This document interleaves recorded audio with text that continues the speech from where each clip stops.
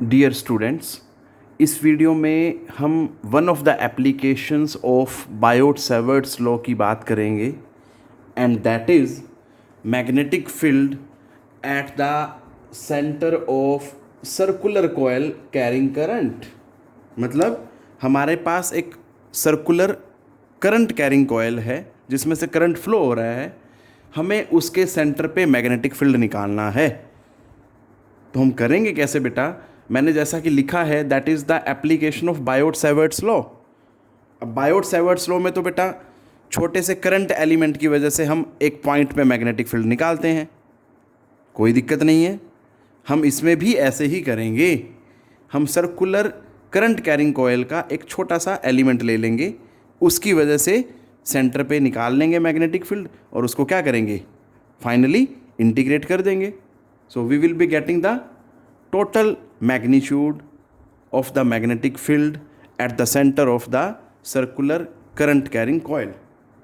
So देखते हैं बेटा कैसे होगा ये। So we have a circular coil, this one, जिसका center is at point O, radius जो है that is R, clear। अब मुझे क्या करना है, एक पूरे सर्कल में से ये सर्कुलर लूप जो है इसमें से करंट फ्लो हो रहा है बेटा। मुझे इस करंट की वजह से इस पॉइंट पे मैग्नेटिक फील्ड निकालना है, बट मैं क्या करूँगा, I will be taking the help of Biot Savart's law. तो मैं क्या करूँगा, एक छोटा सा एलिमेंट लूँगा बेटा यहाँ पे, लाइक दिस। क्लियर है? इसी तरह से ले लिया बेटा। ये चीज़ ध्यान देनी है आपने। और इसकी जो लेंथ है दैट इज़ DL, ये याद रखना है आपने, क्योंकि छोटा सा एलिमेंट है ये। क्लियर? और इसमें से करंट जो है that is flowing like this.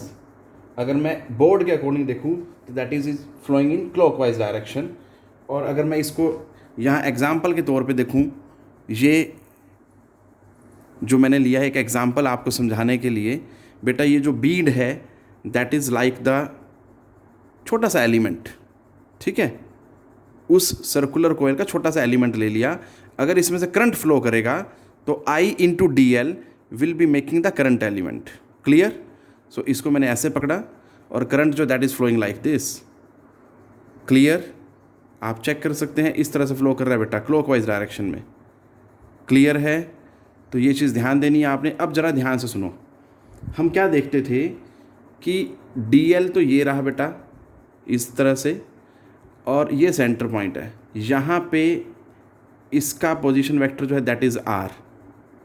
हम क्या करते थे, एंगल निकालते थे DL और R के बीच में, that is in this situation 90 degree. क्या है वो बेटा? जो एंगल है theta is equal to 90 degree. यहाँ पे आप चेक कर सकते हैं, ठीक है। इसको क्या मानना है, लेंथ ऑफ दैट एलिमेंट, और ये क्या है, radius.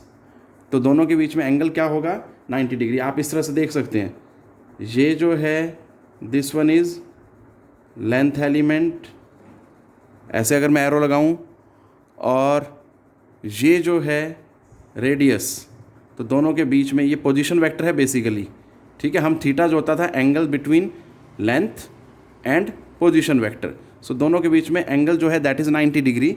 You can easily see from this example. So बस अब कुछ नहीं दिक्कत है, हमें एक्सप्रेशन पता है for DB at any point P। वहाँ पे हम पॉइंट P लेते थे लास्ट वीडियो में जैसा मैंने बताया। अब यहाँ पे मैंने पॉइंट क्या चूज़ किया, वो that is at O point choose किया है। सो DB इज इक्वल टू, हमें जो पता होता था that is mu naught upon 4 pi IDL sine theta by R square. Clear है बेटा?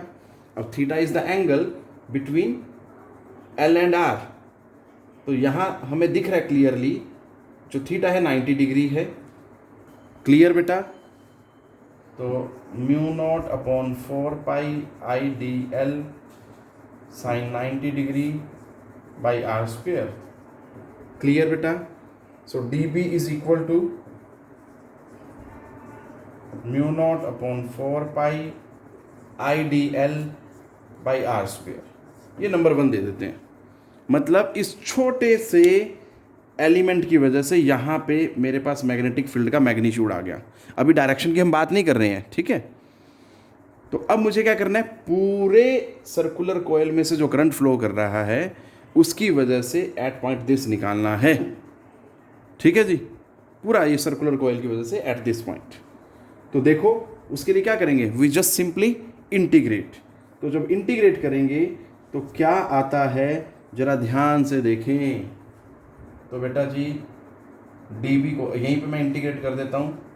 तो b is equal to mu naught upon 4 pi I by R square. ये सारी चीज़ें कॉन्स्टेंट है, बाहर आ गई, ठीक है बेटा। अगर बाहर आ गई तो अब यहाँ रह गया लेंथ। अब लेंथ क्या, पूरी सर्कुलर कोयल की, that is equal to the circumference of the circular coil.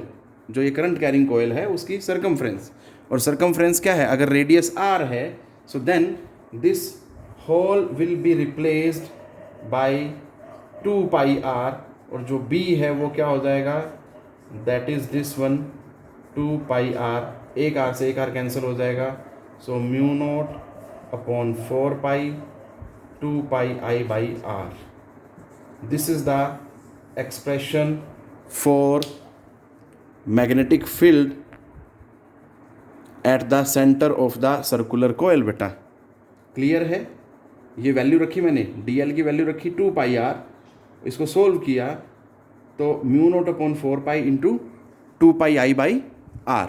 So this is the expression for the magnetic field at the centre of the circular coil which is carrying current I. Clear है। अब बात करते हैं इसकी direction की।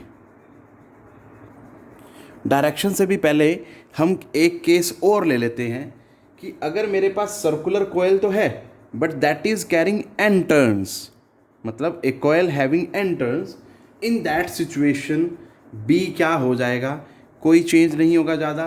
बस आप थोड़ा सा ध्यान दें बेटा, आप जो ये पढ़ रहे थे that is I D L by R square, आपने इसको क्या किया था, इंटीग्रेट किया था। क्लियर है।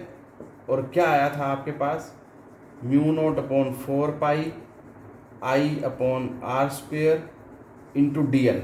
ये चीज़ तो पहले भी पढ़ रहे थे हम इतना। तो अब इसकी जगह जो है बस सिंपल क्या आ जाएगा, पहले हमने एक कोयल के केस में जिसमें सिंगल टर्न था, यहाँ डी एल की जगह क्या लिखा था 2 pi R, but now we have n number of turns, so this whole will be replaced by 2 pi r n। so b क्या हो जाएगा, mu naught upon 4 pi I upon R square 2 pi R N. So एक R से एक are खत्म, सो b जो आएगा mu naught upon 4 pi 2 pi N I by R. Clear है बेटा, इस तरह से आप याद रख सकते हैं। This is for n number of turns and this is for single turn. Clear है। करंट कैरिंग कॉयल ये भी है, करंट कैरिंग कॉयल ये भी है, बस इसमें एक टर्न है और इसमें n नंबर ऑफ टर्न्स हैं। ये चीज़ आपने ध्यान रखनी है। अब हम चलते हैं डायरेक्शन पे, ठीक है बेटा। सभी को पता है, 10th क्लास से ही पढ़ते आ रहे हैं, डायरेक्शन वाला ये राइट हैंड थंब रूल लगेगा बेटा, आपको पता है। देखो अगर मैं इसको ऐसे देख रहा हूँ तो दैट इज़ लाइक दिस, आप इस पे डायरेक्शन ऑफ करंट देख पा रहे हैं, मैंने मार्क की हुई है, that is the direction of current. अगर इसी चीज़ को मैं ऐसे ले लूँगा सो ये क्या डायरेक्शन है, क्लॉकवाइज। क्लियर। तो सिंपल, आपको पता है राइट हैंड थंब रूल से curvature of the finger tells the direction of current, then thumb will tell us the direction of magnetic field. Clear है, ये चीज़ ध्यान देनी है। और यहाँ पे हम देख पा रहे हैं परपेंडिकुलर है डाउनवर्ड या परपेंडिकुलर। अगर मैं इसी सिचुएशन के अकॉर्डिंग लूँ, ये वाली सिचुएशन के अकॉर्डिंग, तो ये क्या है, परपेंडिकुलर डाउनवर्ड। और अगर मैं ये ले लूँ सो इसके अकॉर्डिंग क्या होगा, perpendicular inward. Clear.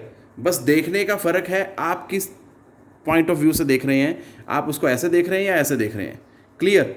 If you are looking at this like this तो क्या होगा बेटा, परपेंडिकुलर डाउनवर्ड। और अगर आप ऐसे देख रहे हैं that will be perpendicular inward. Clear. ये चीज़ ध्यान देनी है बेटा आपने। That is it which I wanted to cover in this video. This was the application of the Biot Savart's law. Basically हमने उसकी हेल्प से सर्कुलर करंट कैरिंग कॉयल के सेंटर पे टोटल मैग्नेटिक फील्ड निकाला बेटा। टेक केयर बेटा, पढ़ते रहें।